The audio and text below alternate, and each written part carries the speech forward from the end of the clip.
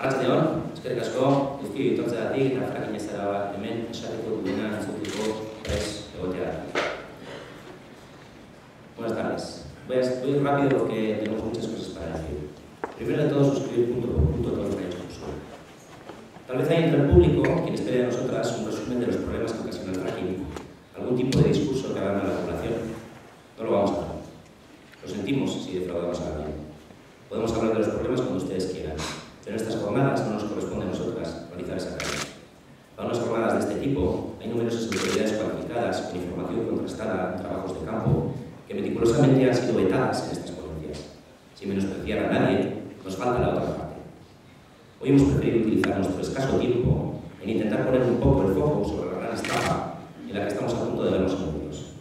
Señores Luna, Armendia, Mendía, Maestre y Vicuña, uno más que me dejaré. Por generalizar, el gobierno vasco y Hidrocarburos de Euskadi. Ustedes se creen que somos bobos.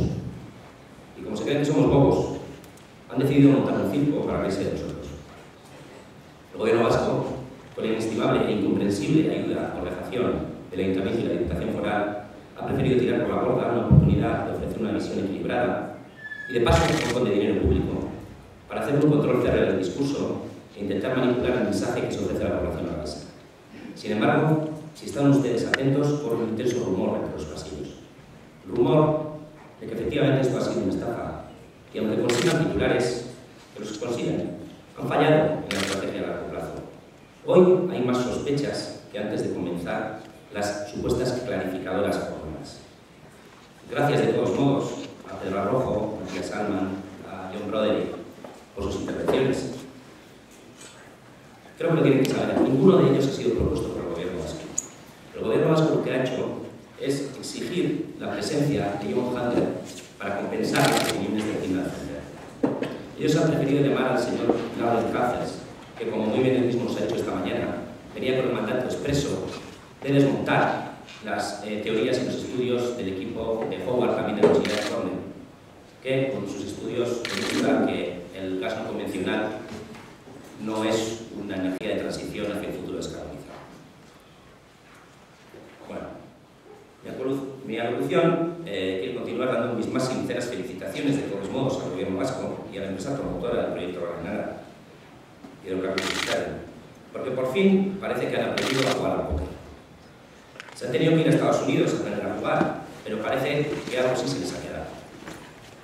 Han desplegado ustedes gran parte de los conocimientos adquiridos de una manera notable durante estas jornadas, pero últimamente han cometido algunos errores y a estas alturas, los paletos, hemos aprendido a desconfiar de sus bonitas palabras y hemos aprendido a observar sus manos mientras barajan las cartas. Y ustedes, señores, están haciendo trampas. Permítanme explicarles, aunque sea un mínimo, en estos 15 minutos que nos han prestado el micrófono, los pelos que se van dejando en la batería. Esta es la foto oficial que lanza la carrera del shale gas en Estados Unidos, cuando el gobierno del orgulloso tejano, del otro orgulloso tejano, ahora hablaré del que viene aquí, el orgulloso tejano decía George Bush aprueba de la mano de Dick Cheney la Energy Policy Act, también conocida como escapatoria Taliban, que por fin consigue eximir a la industria del petróleo de varias leyes de protección ambiental. Fundamentalmente, la ley de seguridad del agua potable, cuyo cumplimiento encarecía demasiado la extracción de gas no convencional en determinados estados. Esto desata una verdadera fiebre en Estados Unidos y los campos de gas no convencional proliferan por doquier. Esto hace que la producción de shale aumente de manera exponencial. Esa es la curva. Hay una excepción, como verán, en un estado que antes de 2005 sí que está sacando shale, es Texas.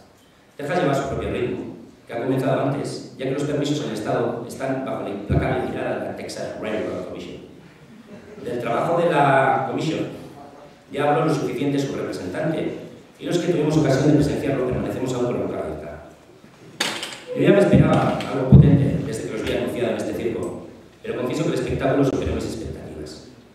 20.000 pozos con 0 problemas.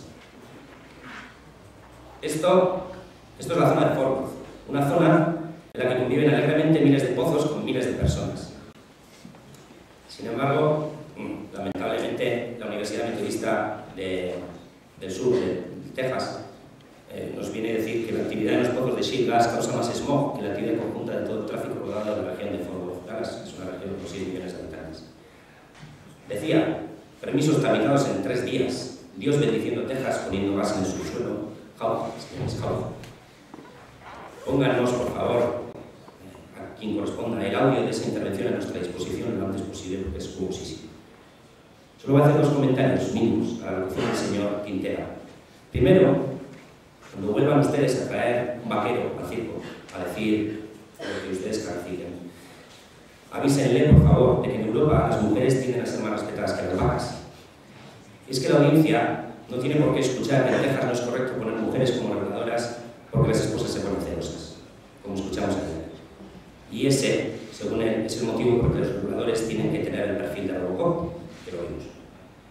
Y también quería comentarles, porque es importante, y por si la audiencia no lo sabe, que más del 80% del presupuesto de la Texas Commission son donaciones de las empresas petrolíferas, por si les puede dar una pista. Se parece un poco, ¿verdad?, a estas jornadas. Los mismos que quieren extraer el gas son los que manejan las jornadas, que deben darle una visión imparcial del tema. Y así mismo. Volvamos a 2005 y miremos a casa. Mirando a casa, la situación es un tanto diferente. Hidrocarburos Euskadi lleva desde 1983 empeñado en intentar jugar la partida de la extracción de hidrocarburos. A la altura de 2005, lleva más de 20 años de buen hacer y amplísimo conocimiento del subsuelo, lo que le ha llevado a conseguir un interesante resultado de 0 pozos rentables. Lo que viene a decirse un cargo. Desde mediados de los años 90 no consigue inversión extranjera, por lo que es alimentada todo este tiempo con dinero público. Cuando oyen las campanas tejanas, acuden allá a pedir sopitas, a por el know-how, que dicen ellos. Es decir, a preguntarle cómo carajo se saca el gas que tenemos. Y al contrario de lo que pudiera imaginarse, no son las empresas americanas las que abren el deseo de venir a robar nuestros recursos, sino que es el gobierno vasco el que ofrece, no sé lo que ofrece, lo dejamos para después. Escuchemos los motivos que tiene ICO para venir. A pesar de que nuestra zona no reviste un interés prioritario según la EIA, son los primeros mapas de recursos de shale en los que no aparecemos. EICO, en Barcelona, el pasado 7 de marzo, declara cuáles son sus razones. Las razones, según ellos, son que se les han ofrecido ventajas fiscales. Dice que hay unas leyes ambientales manejables. Dice que hay áreas sin protección ambiental, como los acuíferos, humedales y demás cosas. Es verdad, el acuífero de Subijana no tiene protección ambiental. ¿Vale? Y ellos lo que aportan es la cultura del riesgo. Esto es lo que dice él. El pastel vasco está repartido en porcentajes de participación entre SESA, EICO y Cambia. Y comienzan, en 2005, un camino silencioso, lento pero sin descanso, que pretenden culminar con una explotación masiva del subsuelo alavés. Estos son los permisos que están ahora encima de la mesa, no solamente los 4 que nos están enseñando estos días. Hay 9 permisos afectados, 9 permisos aprobados que afectan territorio alavés y otros 3 que también afectan, que están pendientes de aprobar. Parece que todo avanza según conviene, los trabajos se suceden, materia de ok a los primeros pozos, en un gesto de profunda complicidad. Medio ambiente mira para otro lado, la licencia de obra ya está solicitada, pero a finales de 2011 llega el primero. El Endacari, necesitado de un golpe de efecto ante unas elecciones que huelen a catástrofe, desvela el 13 de octubre, justo un mes y una semana antes de la cita electoral, desde el epicentro mundial del fracking, la jugada que lleva 180 BCM de gas, autoabastecimiento para 60 años, o para 5, según se mire, empleo, colaboración con empresas americanas, colaboración que se venía dando desde ese ya lejano año 2005, por otra parte. Aparentemente jugada ganadora. Así lo recogen casi todos los medios. Pero inesperadamente, este gesto triunfal abre una puerta que después será difícil de gestionar. La puerta a la investigación disidente, que tiene ya un largo recorrido allá por donde el circo del fracking ha pasado. La reacción no se hace esperar, en cuanto llega información veraz, la negativa al proyecto se hace notar. Pero los jugadores de póker, esos sí jugadores con dinero público, creen tener todo bajo control. El saber hacer de la experiencia americana incluye cómo manejar la licencia social.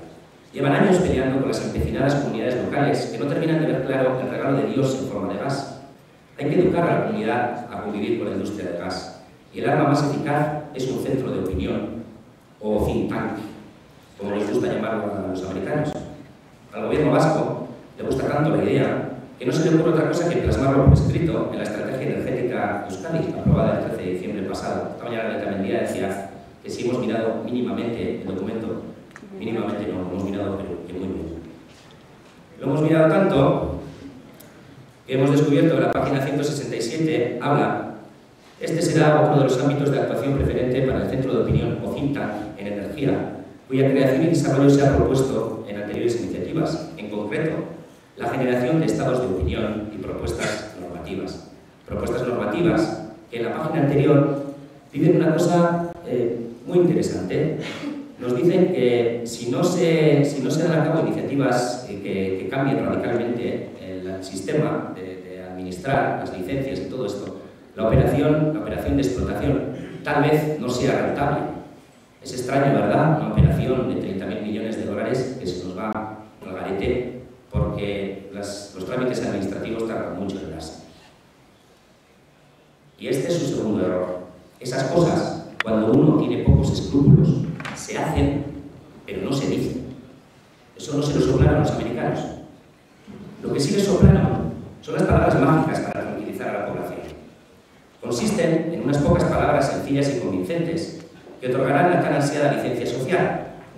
Una licencia social que deje sin efecto a esos protestones, a estos radicales y tan molestos, que como muy bien nos enseñó Walter Enz en Madrid, en las jornadas sobre rasgo convencional celebradas con patrocinio de Repsol el pasado 7 de marzo, somos un problema a superar, debiéndose invertir, según él, el dinero necesario para ello en estrategias de comunicación. Aquí se explica la cantidad de paneles que se han ido colocando, la calidad del vídeo promocional, todo este evento. Las palabras mágicas que me he desvisto son las siguientes: solo son pozos de exploración. Hay otra frase mágica: no se hará sin viabilidad técnica, económica y medioambiental. Y la otra es transparente, los tres ases. Buena jugada, pero no es suficiente. Vamos a echar un vistazo a las cartas marcadas. La primera palabra de la serie mágica es pozos de exploración. Solamente estamos hablando de pozos de exploración. ¿Se han fijado ustedes la cantidad de veces que se han pronunciado estos días esas palabras? Ayer desayuné leyendo en el correo las declaraciones de Juan Cruz de Icuña diciendo que no entiende por qué hay tanta oposición si solo estamos hablando de dos pozos de exploración. Está en todos los guiones preparados para esta fase.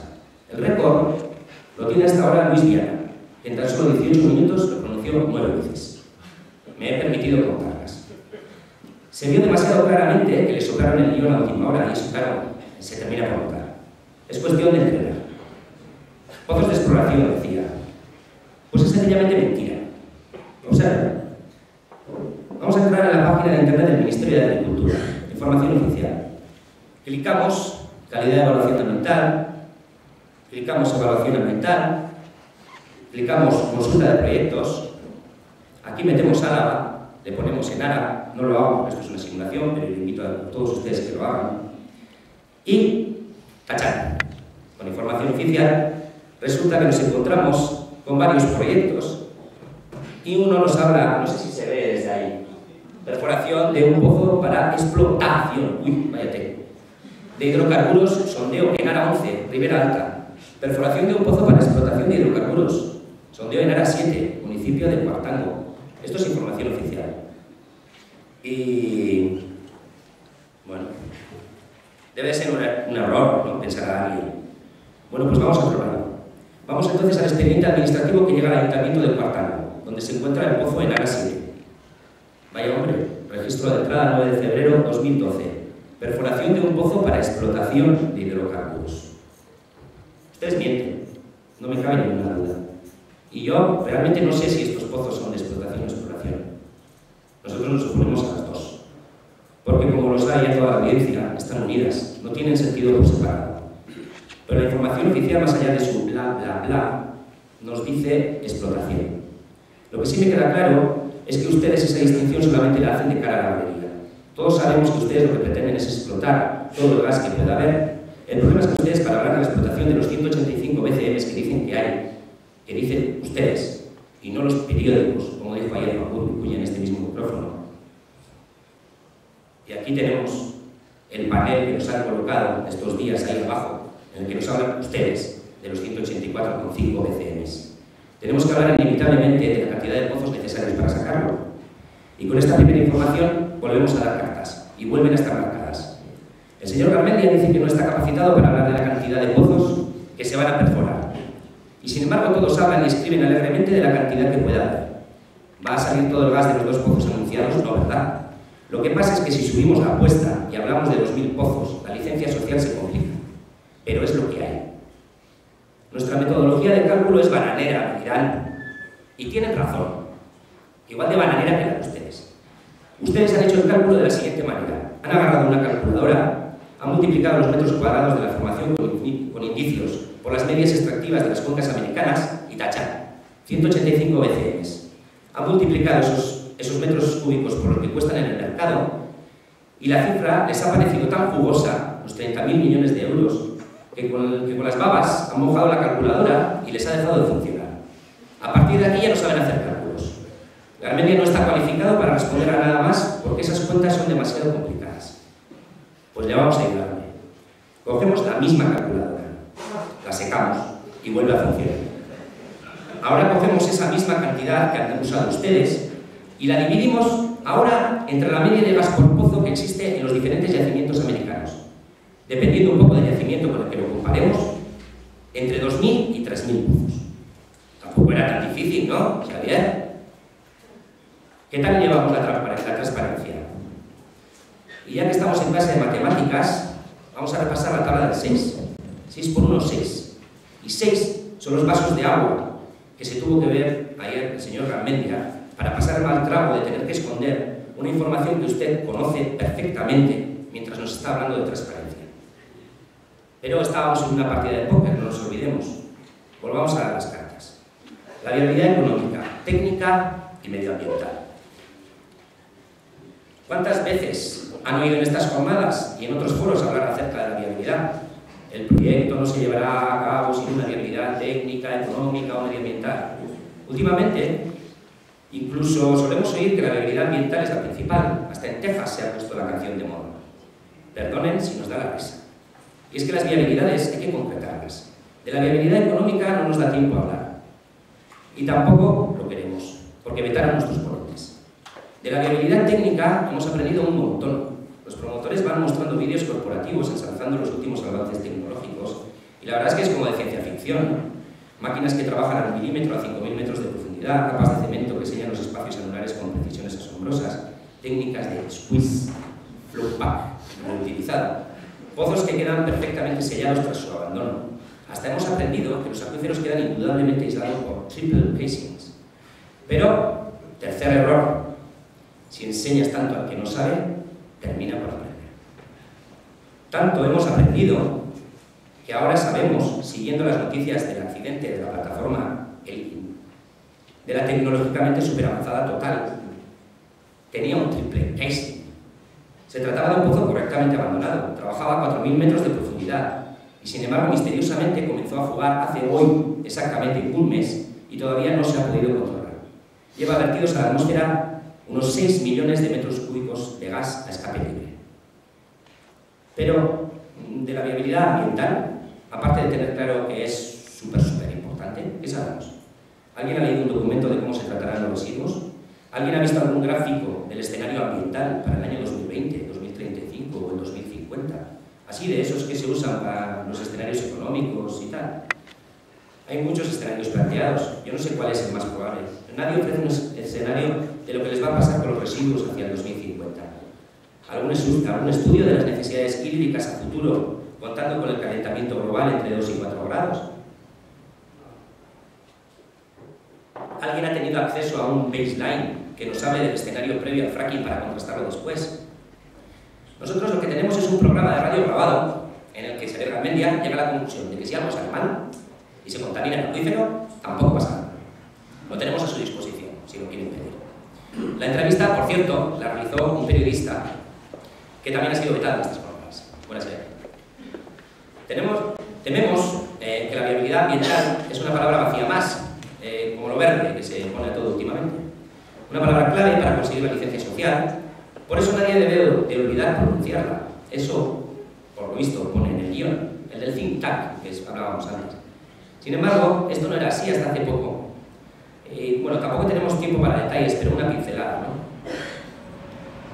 Hace 6 años la palabra no estaba tan interiorizada en su mundo de los hidrocarburos. Esto es una entrevista del Diario Vasco, en el que Juan Cruz Vicuña explica un poco de qué va esto y me permitió subrayar un párrafo, ¿no? Y habla de si finalmente se encuentran hidrocarburos en ella, y habla de esto. Hay que realizar test de producción para evaluar la viabilidad técnica y económica del aprovechamiento de los hidrocarburos encontrados. Lo del ambiental se lo pusimos después. Lo que me extraña más, después de haberse currado tanto esta puesta en escena, es que en el panel 4, el mismo que les he mostrado antes, se les haya colado soplar de la imprenta lo de la viabilidad ambiental. Forma definitiva, el volumen de dicho recurso y la viabilidad técnico-económica de su extracción. Mierda, en la imprenta no se lo sabía. ¿O es que ustedes, en cuanto dejan de hablar ante el público, olvidan la palabra ambiental? De la transparencia no voy a hablar. Entiendo que queda todo dicho con lo anterior y después se seguirá hablando. Sí, voy terminando. Me olvidaba recordarle, señor Ravenia, como usted dijo anteayer, que el accidente total no lo conoce, como tampoco lo conocía la semana pasada el señor Vicuña, cosa extraña, en un especialista en extracción de gas con información actualizada. El accidente lo pueden seguir en Le Monde, a diario. Aunque claro, Le Monde es prensa francesa, y últimamente los franceses, como que no son muy buenos referentes para esto del gas convencional, ¿no? Entre nosotros, ahora que no nos escuchan, es que los franceses son un poco bobos, e ignorantes, o ignorantes cuando menos, porque con lo claro que ha quedado en estas jornadas, que el fracking es pero súper seguro, mira que no quieren mirar a la energía del futuro y prohibir el fracking, yo lo que creo es que no quieren progresar. Por cierto, harían bien en explicarnos por qué han desaparecido los legisladores franceses del programa que originalmente se propuso, porque en un principio sí que estaban. Y los búlgaros, los búlgaros sí que son bobos, que también lo han prohibido, al paleolítico los búlgaros, no como los polacos sí que saben. Pero ¿saben ustedes quiénes son los más bobos de todos? Los más bobos de todos son los daneses. Lo de estos no tiene nombre. Estos van a volver a cuando eran vikingos, por lo menos. No contentos con descartar la energía nuclear en su día, ahora que Dios les ha puesto debajo del suelo un montón de gas, han decidido no sacarlo y apostar, no se lo pierdan, por un futuro 100% renovable en el año 2050. Y están invirtiendo todo el dinero en ello. El pueblo de AES, ahí lo tienes.